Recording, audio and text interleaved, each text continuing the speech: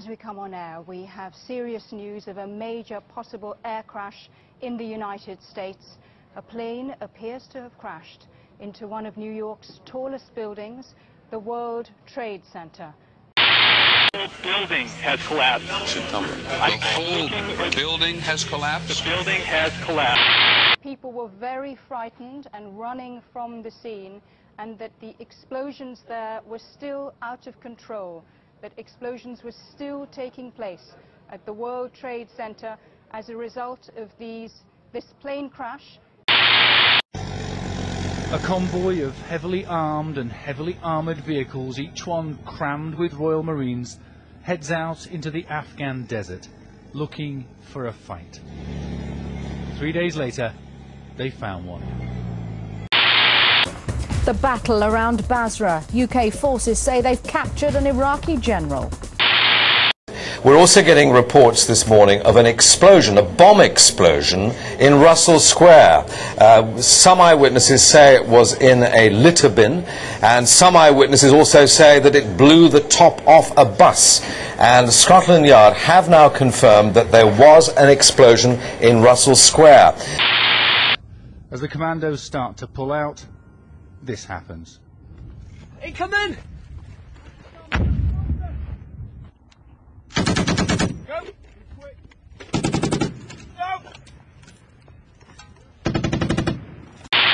Commandos attempting to take a suburb of southeastern Basra. The operation uncovered a suspected chemical weapons training site. Witnesses have reported hearing explosions. The body of Saddam Hussein has been flown on board an American plane to his hometown of Tikrit. The former Iraqi president was hanged early on Saturday for crimes against humanity.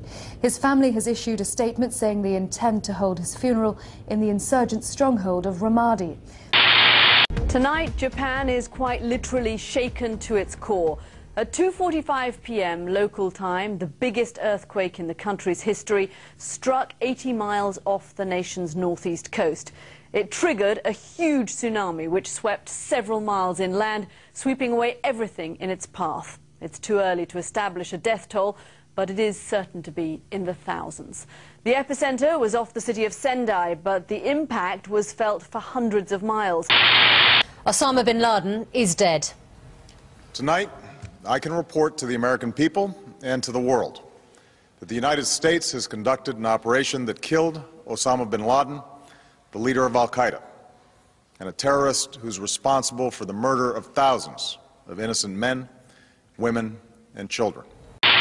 Nearly 50 people are in police custody this evening after rioters attacked police, set fire to buildings and looted shops in Tottenham in North London. 29 people were injured in the violence, most of them police officers.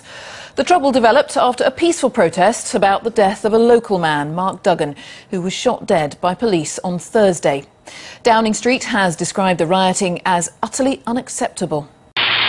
It's going to crash and it's going to fall pretty hard, because markets are ruled right now by fear. Investors and the big money, the smart money, I'm talking about the big funds, the hedge funds, the institutions, they don't buy this rescue plan.